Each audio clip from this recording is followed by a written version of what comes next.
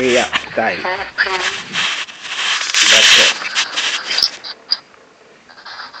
Ministre intérieur, Seigneur, nous te rendons grâce, Seigneur, pour ce moment que tu nous donnes encore de nous approcher de ta présence. Merci, roi des rois. Merci, Seigneur, parce que depuis hier, où nous nous sommes séparés, tu as été avec chacun d'entre nous et tu nous as gardés, tu nous as protégés. Tu nous donnes encore en ce jour la grâce de nous approcher de toi. Nous sommes infiniment reconnaissants pour cela. Merci, Papa, pour mes frères ici présents. Merci pour mes soeurs.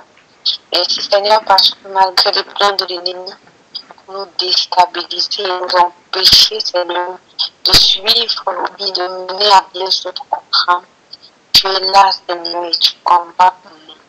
Tu es là, Seigneur, et tu diriges toutes choses.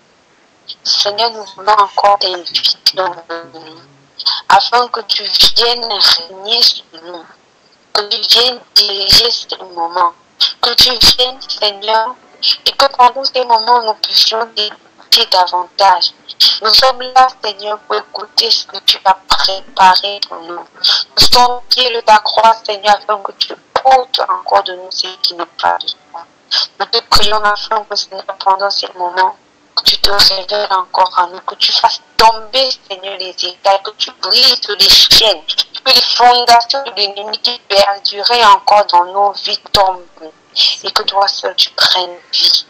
Seigneur, nous venons encore devant toi aujourd'hui, afin que les hôtels, Seigneur, du monde des ténèbres soient renversés et que seul, Seigneur, ton hôtel d'adoration soit élevé.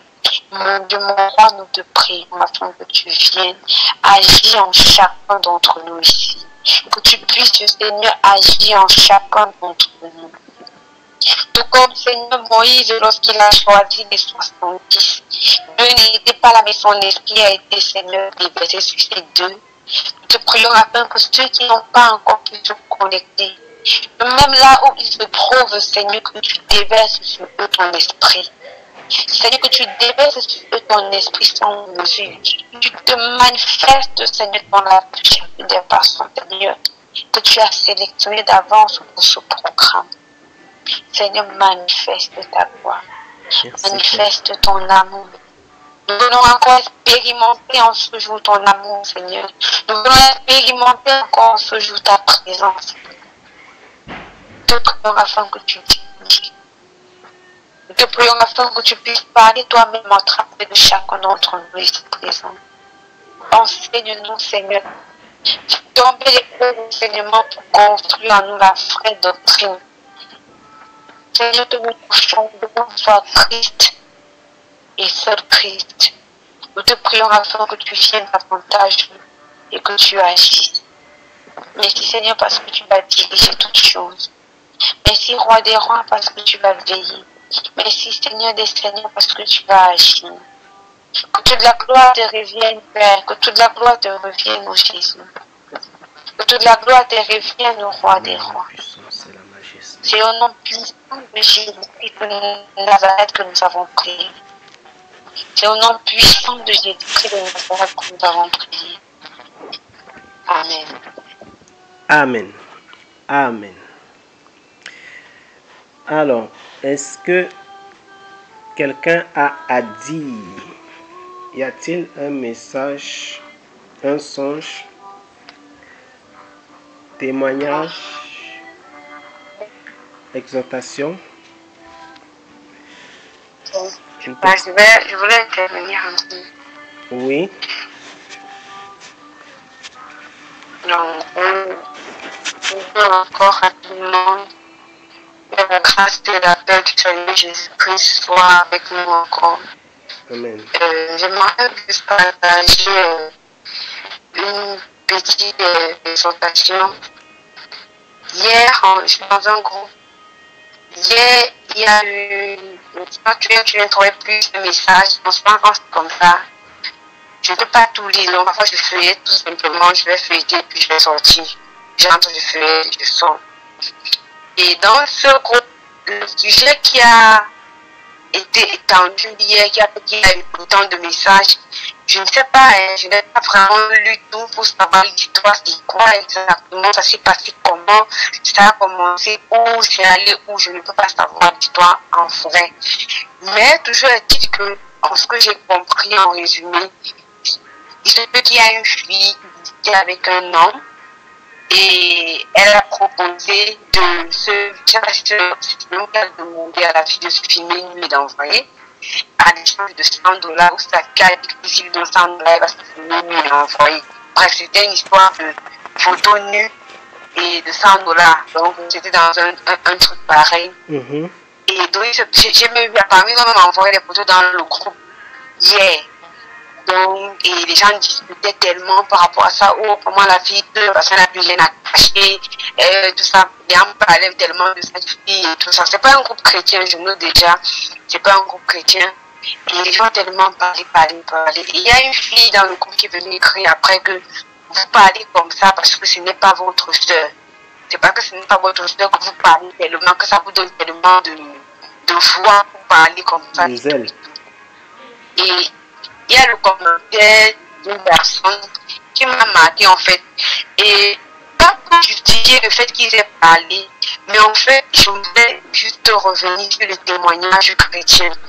Il est venu commenter en bas que si c'était ma soeur, elle n'aurait pas vendu ses photos à photo nue à $100. Elle aurait attendu $2500. Elle aurait vendu tout le paquet à $2500, 3 vaches. En fait, c'est un peu l'estimation du prix de la dot dans le petit four, en fait. Donc, c'est souvent, on va se donner de 3 vaches, 4 vaches, donc ça dépend des familles. En fait, ce qui m'a marqué, c'est le fait qu'il vient dire que non. Quand elle a dit ça, il vient dire que non. En fait, de façon de dire, ma soeur aurait attendu le mariage. Et je suis revenue, ça m'a marqué par rapport au témoignage chrétien. Nous, quelle est l'image que nous renvoyons en fait? Quelle est l'image que nous renvoyons en tant que chrétiens? Est-ce que c'est l'image de quelqu'un qui s'est livré à ce vil prix-là, ou bien c'est quelqu'un qui attend, qui patiente et tout? Parce que ce garçon, cet homme qui est venu publiquement, ma soeur n'aurait pas fait ça. Donc ne dis pas que parce que ce n'est pas votre soeur, ma soeur n'aurait pas fait ça, elle aurait attendu. En fait, je regarde juste pour savoir quel est le témoignage que nous avons, quel est le reflet que nous avons, nous en tant que chrétiens, que ce soit dans nos familles, que ce soit dans notre entourage, que ce soit dans notre bureau, que ce soit au niveau de notre école, auprès de nos camarades de classe. Quel est le témoignage que nous avons? Quel est le témoignage que nous avons? Quand les choses se passent, est-ce que les gens sont capables de parler de nous en disant « Oh, ma soeur telle, ma soeur Marie ne peut pas faire ça, ma soeur Grâce ne peut pas faire ça, ma soeur Olive, ma soeur Adé ne peut pas faire ça, non, mon frère Gaël ne peut pas faire ça et tout ça. » Est-ce que les gens ont ce témoignage-là de nous lorsque nous ne sommes pas là? Quel est vraiment le témoignage que nous envoyons?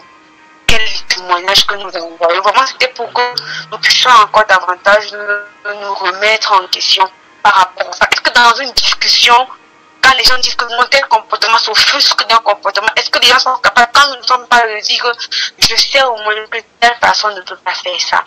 Parce qu'on nous connaît, on sait que nous ne prenons pas part à ce genre de choses. Vous savez, j'ai vécu avec des gens qui se disent vraiment chrétiens, mais si on est en train de faire une fête païenne, il est là. Quand je dis il est là, c'est pas qu'il vient parce qu'il veut venir et comment on dit venir participer, que non, là, je viens supporter les frères, je viens, non. C'est qu'il l'organise, pas qu'il est là, c'est qu'il l'organise la fête païenne. C'est lui qui est même le DJ, il met toutes ces musiques du monde, coller la musique et autres. Quand on dit cérémonie chrétienne, c'est lui qui vient, il est à la chorale, il chante, je donne gloire à l'agneau. Donc, quel est le témoignage en fait? Et au point où je me rappelle quand j'étais, quand j'étudiais à cette époque-là, quand on tient un truc, tu dis non, je ne vais pas faire ça. On dit pourquoi tu dis non, en tant que chrétien, je ne vais pas faire ça. On dit mais les gens vous prient avec tel, ils font ça. Je montre que tu es plus chrétien que qui. Vous voyez un peu quel est le témoignage en fait que nous avons. Quel est le témoignage que nous avons. En fait, c'était vraiment ce message dont de ce monsieur m'a vraiment marqué. Il a dit que c'était ma soeur, elle n'aurait pas vendu ses photos, elle aurait gardé tout le paquet. Bon, il a dit ça comme ça, quoi. C'est un groupe du monde, donc j'ai juste pris comme ça pour pouvoir me donner un peu cette exhortation par rapport à ça, parce que moi, ça m'a marqué personnellement. Quand il a dit non, ma soeur aurait gardé tout ça pour laisser à 2500 € et 3 vaches. Bon, lui, il a considéré comme si c'était une vente. Bon, bref. Mais j'ai juste vu regarder ça juste par rapport au témoignage que nous reflétons. Donc, c'est ce que je voulais partager avec vous. Merci pour le partage. Je crois que nous avons écouté le partage que la sœur nous a réservé pour aujourd'hui. Et je crois que ça nous édifie, en même temps ça nous interpelle. Ça nous interpelle.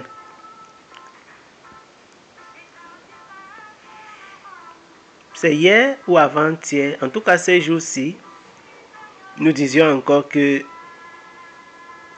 les gens ont le regard sur nous, même si nous ne pensons pas, même si nous ne savons pas. Il y a des personnes qui nous regardent. Nos parents, nos familiers, les païens, voilà, ils nous regardent. Il y a des gens qui ont le regard posé.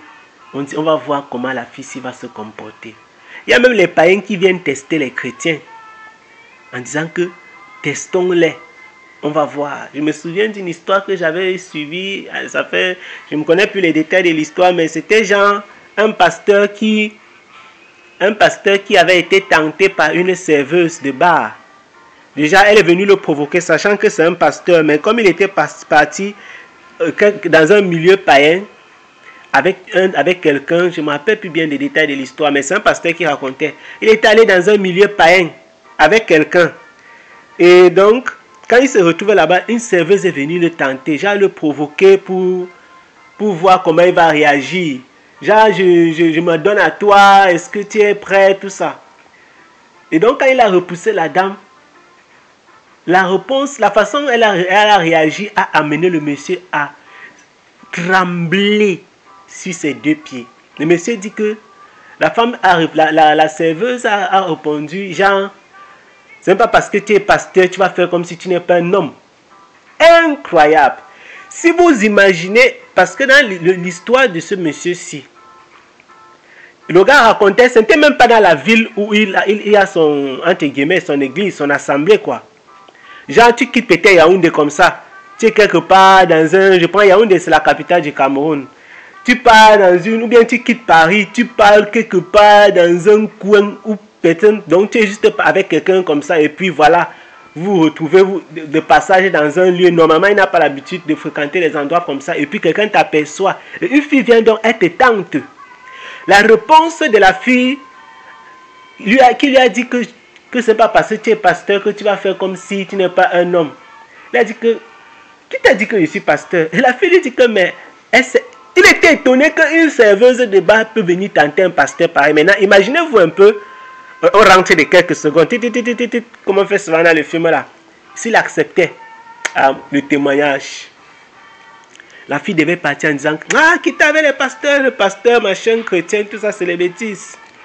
Moi, j'ai testé un pasteur, il est tombé. Donc, vous voyez que le jour où cette fille-ci va encore rencontrer un homme, quand elle va encore rencontrer un chrétien, même si le chrétien la tombe, non, elle sait au moins dans son esprit qu'il y a les bons pasteurs et il y a les mauvais. Je ne sais pas si vous percevez un peu ce que je vais dire.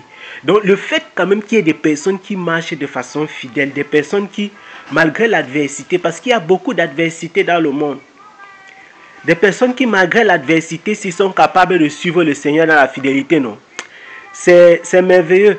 Et ça touche les personnes qui sont préparées par rapport à cela. Parce que notre témoignage, notre façon de vivre, il y a un peuple qui doit être édifié par rapport à cela. Et Dieu les connaît. La dame a été marquée. Je suis sûr, je suis certain, je suis convaincu qu'elle a été marquée par la réaction de ce monsieur. Et qu'elle va s'en souvenir tous les jours. Même si on lui dit que tous les hommes sont pareils. Tous les hommes trompent leurs femmes. Les chrétiens sont toujours comme ça. Elle va dire qu'elle va quand même raconter l'histoire là un jour dans sa... Elle va toujours raconter cette histoire. Moi je vous dis que je servais dans un bar. J'étais sexy. Je suis venu, j'ai tout fait pour attirer un homme. Et il a refusé. Moi je connais le monsieur là. Il s'appelle tel. Vous voyez un peu le témoignage. C'est vraiment important quand les gens ont un témoignage véritable de nous et un bon témoignage. Parce que le témoignage que les gens ont de nous peut être véritable. Il peut être vrai, mais il est mauvais. Il y a des gens que tout le monde sait. Tout le monde sait que ça c'est une prostituée. Ça, c'est une fille qui monte aujourd'hui avec un garçon. Demain, elle descend avec un autre. Ça, c'est un gars qui passe son temps avec les femmes. Ça, c'est un gars qui aime l'alcool. C'est un drogué. Celui-ci, il est comme ça. Celle-ci, elle aime l'argent. Celle-ci, celui-ci, il aime ceci. L'autre là, il aime, elle aime. Nous devons soigner notre témoignage. Et j'ajoute pour terminer que ça ne veut pas dire que nous devons vivre aux dépens des personnes. Parce qu'il y a aussi des chrétiens qui vivent dépendamment des gens. Soigner notre témoignage ne veut pas dire que nous devons avoir une double vie. Parce que, à force de vouloir soigner le témoignage, il y a des chrétiens qui n'ont pas de véritable vie avec le Seigneur, une vie d'intimité. Je voudrais souligner ça parce que je trouve que c'est important. Le témoignage chrétien entraîne que quelqu'un doit veiller sur le reflet qu'il a. C'est-à-dire sur ce qu'il reflète à l'extérieur, que les gens voient. Maintenant, il y a des personnes qui, parce qu'elles savent qu'on les observe, elles mènent maintenant une vie d'hypocrisie. Vous voyez un peu maintenant la différence. Parce qu'elles savent que la vie publique est observée. en public, elles sont claires, propres, mais en privé, dans le secret, elles mènent une mauvaise vie. Donc notre témoignage doit être conforme à l'extérieur et à l'intérieur. Parce qu'il y a aussi les filles comme ça, il y a les hommes ainsi. Il y a les hommes que leurs femmes donc tu peux prendre le doigt de leur femme comme ça. Bon, c'est vrai que déjà des femmes là existent, c'est rare encore, c'est rare de nos jours de voir quelqu'un qui va boire le caddie de son mari. Quoi? Un homme qui est fidèle? Il y a des gens qui pensent qu'il n'y a pas d'homme fidèle, hein. Vraiment, détrompez-vous, les hommes fidèles existent. Voilà. Donc, j'étais en train de dire quoi? Je suis en train de dire que il y a des femmes, ça existe, même si elles sont rares, qui peuvent te dire que moi je sais que mon mari ne veut pas me tromper, même si tu te déshabilles. Parce que lui, il est attaché à Christ avant d'être attaché à moi. Il y a des hommes qui peuvent aussi dire, qui peuvent témoigner, je sais que ma femme ne peut pas me tromper parce qu'elle est attachée à Christ avant d'être attachée à moi. Donc Christ est celui qui nous relie, nous deux. Ce n'est pas que nous sommes reliés d'abord et puis Christ est venu, on a invité Christ. Non, Christ est d'abord attaché à chacun et puis c'est lui qui nous relie. Ça veut dire quoi? Faire un témoignage pareil, ça veut dire que ce soit en public ou en secret. Je peux, comme on dit, il y a une expression au Cameroun, on dit qu'on boit le caddie de quelqu'un. Voilà. Je dis que non, j'ai ma soeur, j'ai ma fille, tu vois ma fille ici. Un peu comme Dieu a fait pour Job. Je te dis qu'il peut faire telle chose il ne peut pas faire, telle chose elle ne peut pas faire.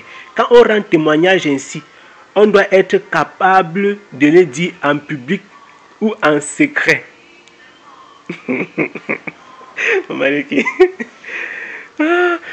On doit être capable de témoigner en public et en secret. C'est-à-dire, quand tu vois la fille, il y a des filles, vous connaissez il y a les expressions, je dis toujours les expressions en disant ce que ça explique, comme la sœur Grace ne va pas comprendre. Au pays, au Cameroun, il y a une expression, la sœur Grace, qu'on appelle, les gens disaient que c'est une sainte nitouche. Donc les filles qui disent que non, je ne veux pas entendre les affaires des garçons là, je ne veux pas. On a vu des filles comme ça au lycée, qui étaient vraiment des saintes nitouches, comme on dit là, elle ne salue même pas les garçons, elle te salue à distance, elle fait ceci. Après les scandales qu'on a vus, boum, on voit seulement le ventre. Donc la fille faisait comme ça à l'école, elle faisait comme ça entre guillemets à l'église. Mais quand dans sa maison là-bas, hein, ce qui se passait, tu dis, tout le monde ouvre les yeux que, hey, ce n'est pas qu'elle a été violée, elle vivait vraiment avec un garçon, mais le genre de relation qu'au lycée, non, on fait comme si on ne se voit même pas, on ne se connaît même pas, non. Donc tout le quartier, tout le lycée, c'est que non, c'est Saint-Denis-Touche. Mais les gars de son quartier qui disent que non, c'est une fille qui est... On dit que vous mentez. La fille là ne salue même pas les gens dans ce quartier, la fille ne salue même pas les gens au lycée, elle ne salue même pas les gens à l'église, vous voyez un peu. Mais son voisin du quartier vous dit que ouais, je connais la personne avec qui la fille se sort. Jusqu'au jour où le ventre est sorti, tout le monde a confirmé, les gens de l'église et les gens du lycée. Vous voyez un peu. Donc, c'est des choses comme ça qui, en fait, je dis, il faut donc avoir un témoignage qui n'est pas, qui n'a pas de duplicité. Il ne faut pas avoir un double témoignage. Vraiment, je voulais ajouter, mais c'est important parce que beaucoup de personnes traitent soigneusement leur témoignage extérieur, mais ont un mauvais témoignage du Saint-Esprit, ont un mauvais témoignage interne à l'intérieur. Et donc Dieu ne rend pas témoignage d'eux. Le peuple, les hommes rendent témoignage d'eux, mais Dieu ne rend pas témoignage. C'est ce que le Seigneur Jésus-Christ a appelé les tombeaux blanchis. J'en parlais encore avec la sœur l'autre jour, la sœur Judith qui m'a appelé. Donc, les tombeaux blanchis. À l'extérieur, le témoignage est bon aux yeux de ceux qui observent. Mais pourtant, à l'intérieur, le témoignage, il n'est pas bon. Il n'est pas bon. Vous comprenez? Si on regarde, il y a les eaux. Donc, vraiment, je rends grâce à Dieu pour cette exhortation. Nous bénissons le nom du Seigneur pour cela. Merci encore de l'avoir partagé. Et merci vraiment. Ça nous interpelle à travailler notre intimité avec le Seigneur, notre témoignage en secret et notre témoignage public. Il y a des personnes qui, tout le monde est capable de dire que non, il est bon, il est ceci, il est cela. Mais si tu entres dans son téléphone, tu vois ses messages, tu peux te suicider, tu peux sauter de la fenêtre. dit en disant que mais c'est quoi cette histoire? Qu'est-ce que j'ai vu? Tu es étonné. Vraiment que le Seigneur nous soutienne et que le Seigneur nous donne d'avoir un véritable témoignage à la gloire de son nom. Que le Seigneur nous donne un véritable témoignage à la gloire de son nom. Nous bénissons le Seigneur pour ce message. Oh suprême amour, vivre pour t'aimer est un vrai bonheur qui maintient en moi et qui me soutient en toi et qui demeure. Je t'aime. Au fond de mon cœur jaillit un chant d'amour pour celui qui a sauvé, gagné toute ma vie.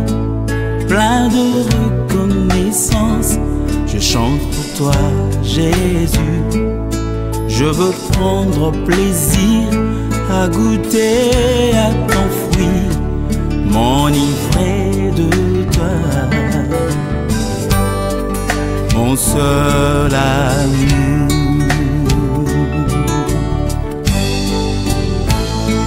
J'ai du mal à décrire l'élan de cet amour. Convaincu, j'ai pu dire que je t'aime, mon Jésus. Je suis épris de toi, tu es mon divin roi. Dans tes bras je désire partager ta chaleur, que tes ailes m'emmènent dans ta demeure.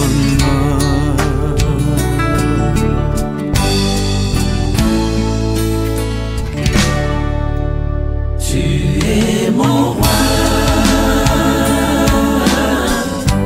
Jésus, tu es ma forteresse, mon abri sûr, la raison de ma vie, plein de ta gloire, je suis comblé de tes ressources, et ton amour éclaire toutes mes nuits. Que tes ailes m'emmènent dans ta demeure.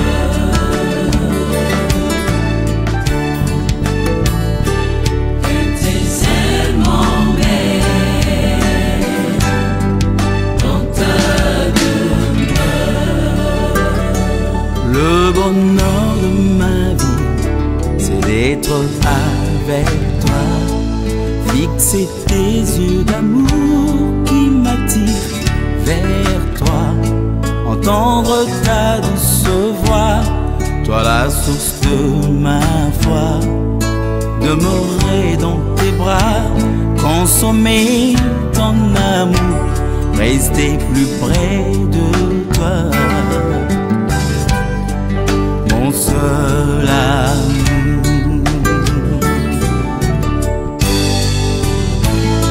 J'ai du